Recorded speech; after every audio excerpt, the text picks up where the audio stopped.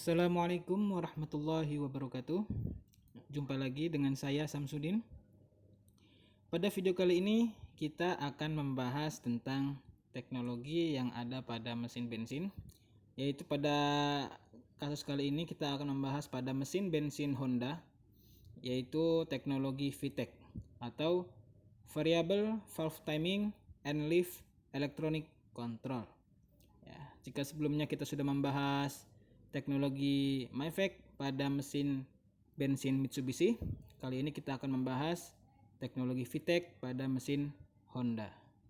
Jadi sistem VTEC ini merupakan inovasi pengontrolan katup yang pertama kali dilahirkan oleh seorang insinyur Honda yang bernama Kajitani Ikuo. Ya, meskipun sebagian besar pembuat mobil di seluruh dunia telah mulai mengembangkan variable valve timing mereka sendiri, seperti Toyota dengan teknologi VVTi atau Dual VVTi, kemudian Mitsubishi yang sudah kita bahas yaitu dengan MyVac, atau misalkan lagi Nissan dengan teknologi Neo VVL dan semacamnya. Nah, teknologi VTEC sendiri merupakan teknologi yang dikembangkan oleh automobil Honda. Ya, jadi teknologi ini sama-sama bekerja pada cylinder head. Namun perbedaannya dengan VVTi adalah jika VVTi menekankan kerjanya itu pada camshaft, nah maka VTEC ini sebenarnya lebih menekankan kepada kerja di rocker arm, ya, atau pelatuk. Ya, pelatuk untuk menekan katup. Pada teknologi ini, cylinder head memiliki parameter putaran mesin, di mana mesin dapat mengatur jumlah valve yang digunakan dan kompresi mesin yang dibutuhkan. Prinsip kerjanya adalah pengaturan gerak rocker arm secara hidrolik. Ya, jadi ada sistem elektronik dan juga ada sistem hidroliknya. Sehingga rocker arm memiliki dua posisi, ya, untuk putaran tinggi dan untuk putaran rendah. Nah, jadi sebenarnya banyak sekali tipe VTEC pada mobil Honda, seperti ada VTEC di mesin DOHC, VTEC di mesin SOHC, dan sekarang yang paling banyak digunakan, ya, yang terbaru di mesin Honda itu adalah iVTEC. Jadi ada kata intelligent. Ya, ini untuk memperbaiki kerja VTEC yang masih belum maksimal, maka diperbarui lagi dengan ditambahkan teknologi intelijen, yaitu menyesuaikan dengan operasional kerja mesin. Ya, jadi menyesuaikan dengan kondisi operasional kerja mesin. Dia terhubung dengan berbagai sensor untuk menyesuaikan, terutama di putaran tingginya. Ya, karena kalau di mesin VTEC itu yang masih memiliki kekurangan adalah di putaran tinggi. Nah, untuk video kali ini kita hanya membahas pada mesin SOHC-nya, ya, VTEC pada mesin SOHC. Ya, ini sudah terlihat di gambar. Ya, jadi di mesin SOHC VTEC ini terdapat high speed dan low speed cam. Ya, karena ini mesin SOHC, nah dia hanya memiliki satu cam, ya, di atas. Nah, ini hanya mengontrol yang untuk pengontrolan variabelnya, ya, dan liftnya itu hanya dikontrol pada intake valve-nya saja. Nah, di pengaturannya itu ada low speed cam dan juga ada high speed cam. Low speed cam mengoperasikan katup pada tingkat kecepatan rendah dan menengah, dan high speed cam beroperasi pada kecepatan tinggi. Ya, meskipun sebenarnya hal ini hanya berlaku pada intake valve. Nah, teknik ini menyebabkan mesin dapat memberikan kemungkinan kombinasi yang terbaik, cara berkendara yang mudah pada tingkat kecepatan yang normal, output tenaga yang besar, dan efisiensi bahan bakar. Ya, kita lanjut bahas perbagiannya, ya. Nah, sebelum lanjut ke bahas perbagian, ini ada gambar konstruksi totalnya. Di sini ada loss motion assembly, kemudian ada secondary rocker arm, ada mid rocker arm, dan juga ada primer rocker arm. Jadi ada 3 tingkat rocker arm di sini. Kemudian di sini ada 2 piston Ya, jadi ini pistonnya berkaitan dengan rocker arm ini. Ya, nanti ini akan terhubung dengan spool valve, ya, piston ini. Nah, piston ini yang akan terdorong oleh tekanan hidrolik. Ya, ada synchronizing piston B dan synchronizing piston A. Ya, ini yang katup intake-nya, ini yang katup exhaust-nya. Kita bahas yang komponen camshaft terlebih dahulu. Nah, intake camshaft untuk SOHC VTEC mempunyai 3 jenis cam. Ya, di sini ada 3 jenis cam ya, yang intake-nya. Ya, kalau di exhaust-nya ini hanya 2, yang berwarna merah. Nah, yang untuk intake-nya, ya, katup masuk itu ada 3, yaitu yang A ini adalah cam sekunder. Ya, ini profil dari cam sekunder. Yang B ini adalah profil untuk cam menengah, dan yang C ini adalah cam untuk primer. Nah, ini bekerjanya tergantung dengan putaran mesin. Ya, ini yang nanti akan terhubung kepada rocker arm. Nah, ini komponen rocker arm. Rocker arm ini ada yang bagian sekunder, ya, ada yang bagian menengah, ya, dan ada yang bagian primer. Ya. Jadi ada 3 ya, tadi sudah disebutkan. Nah, ini yang camshaft-nya nanti yang akan ada hubungan tadi. Hubungan ada 3 jenis juga ya camnya tadi, ada 3 jenis profil. Nah, rocker arm primer dan sekunder membuat hubungan dengan katup langsung. Ya, rocker arm terhubung langsung dengan katup yang primer dan sekunder. Setiap rocker arm terdiri dari synchronizer piston. Ya, jadi ada synchronizer pistonnya. Ya, ini synchronizer piston A dia terhubung dengan rocker arm primer, kemudian di sini ada synchronizer piston B, dia terhubung dengan rocker arm menengah dan sekunder. Nah, melalui aksi dari komponen ini, gerakan dari rocker arm yang terpisah dapat dihubungkan atau tidak selama mesin itu bekerja. Ya, jadi ini kerjanya bisa masing-masing dan juga bisa bergantian atau bersamaan. Ya, selama mesin itu bekerja.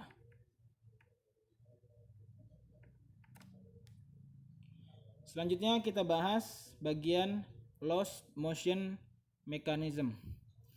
Lost motion mechanism ini mencakup ada lost motion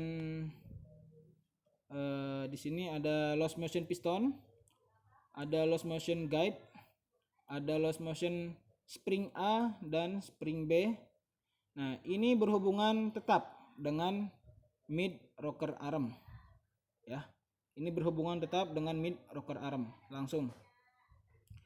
Di kecepatan rendah, lost motion mechanism ini menahan gerakan rocker arm, ya, yang tidak perlu. Ya, jadi yang rocker arm yang tidak aktif dia akan ditekan oleh lost motion assembly. Hal ini berfungsi sebagai spring pembantu, ya, pada kecepatan tinggi untuk menjamin bekerjanya katup dengan baik.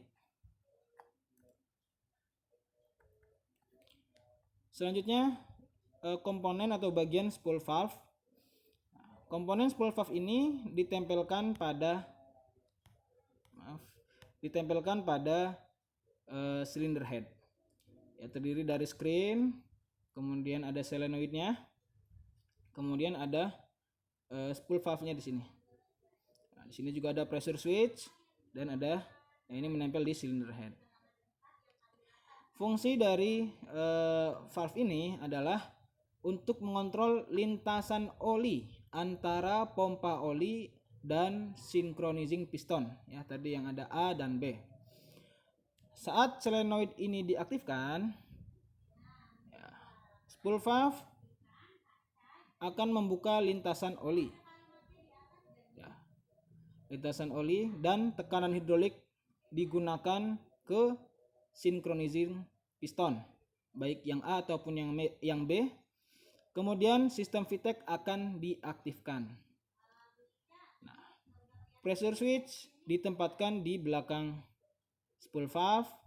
Nah, pressure switch ini merasakan tekanan di lintasan oli synchronizing piston dan memberikan feedback ke ECM atau ECU di mana pemindahan rocker arm tidak terjadi seperti yang diharapkan. Ya, jadi pengaturannya dari spool valve ke pressure switch. Nah, nanti dia akan memberikan feedback ke ECU.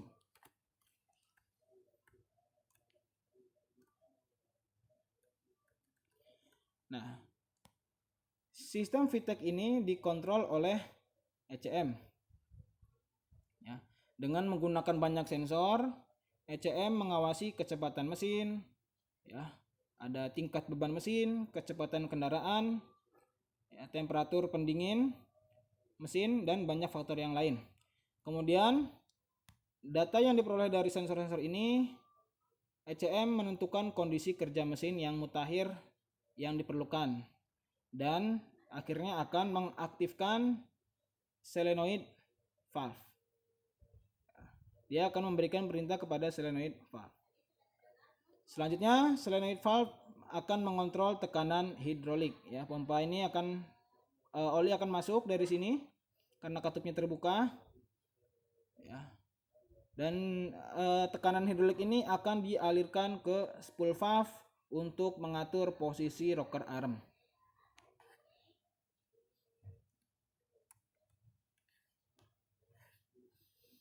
Nah, ini cara kerja SOHC VTEC.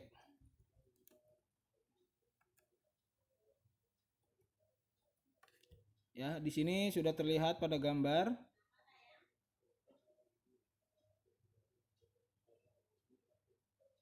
Ya, kita lihat dulu di gambar. Pada kecepatan yang masih rendah, ya. Ini cara kerja kecepatan masih rendah. Artinya sistem tidak diaktifkan. VTEC sistem tidak aktif di kecepatan rendah. Ya. Nah, untuk menyederhanakan penjelasan, ya akan jadi spool valve ditutup, ya. Di sini spool valve-nya posisinya tertutup.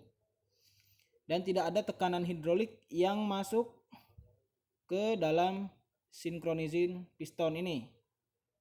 Ya. Jadi setiap dari rocker arm bebas untuk bergerak secara terpisah. Ya. Dan ini piston ini yang nanti menggerakkan atau memposisikan rocker arm terhubungnya. Nah, jadi ini tidak bekerja, tidak masuk olinya ke sini. Nah, dalam kondisi ini katup primer dan sekunder membuka dan menutup setelah timing dan lift yang ditentukan oleh bentuk cam.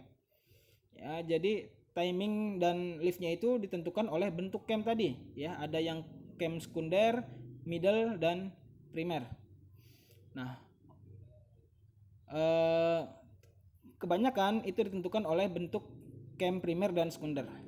Umumnya mid rocker arm sedang dioperasikan oleh mid cam pada saat itu.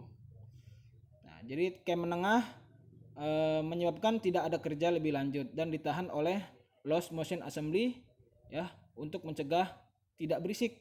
Ya, jadi kalau cam menengah itu biasanya aktif untuk kecepatan tinggi. Nah, kita lanjut ke cara kerja pada kecepatan mesin tinggi. Nah, pada kecepatan mesin tinggi, ya, terlihat pada gambar.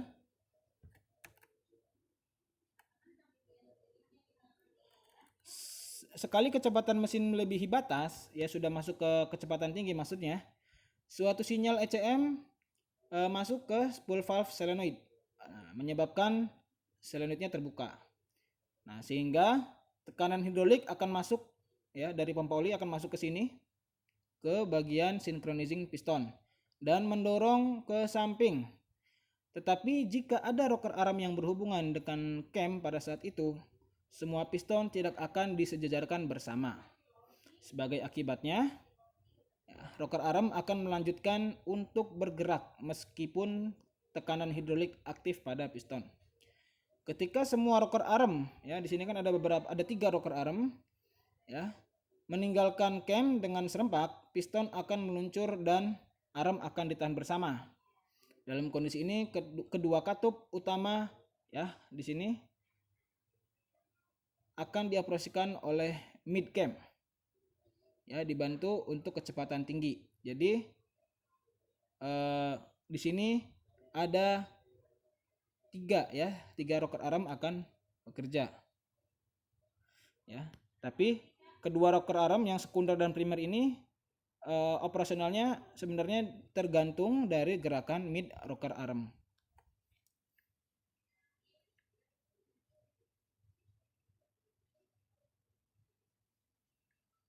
Ya, seperti terlihat pada gambar. Ya, at engine. Nah, ini kita lihat lebih dulu dari yang posisi at low engine speed. Ya, liftnya pendek, ya, rendah. Ketika kecepatan tinggi, liftnya semakin tinggi.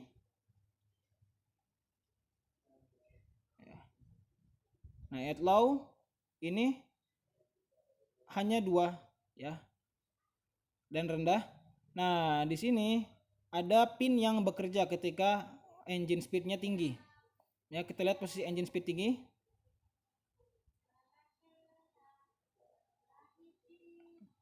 Nah, ini ada kerja dari sini sehingga membuat mid ini menggerakkan piston kedua-duanya ya, yang sekunder dan yang primer.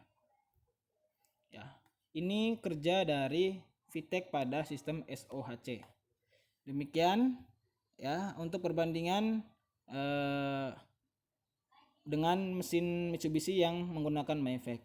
Jadi hanya ada perbedaan prinsip, tetapi ya prinsip kerja, tetapi secara prinsip fungsional sama, dia mengatur pergerakan variabel timing dari katup. Ya. Tapi di VTEC ini ya jika dia sudah menggunakan iVTEC ya, dia akan ada kontrol koreksi yang lebih canggih pada putaran tinggi ya. Dia akan membaca berbagai macam sensor ya untuk mengkoreksi kecepatan tingginya. Ya, demikian penjelasan video kali ini, semoga dapat dipahami. Silakan berikan komentar, kesimpulan ataupun pertanyaan ya pada kolom komentar. Terima kasih telah menyimak sampai selesai. Assalamualaikum warahmatullahi wabarakatuh.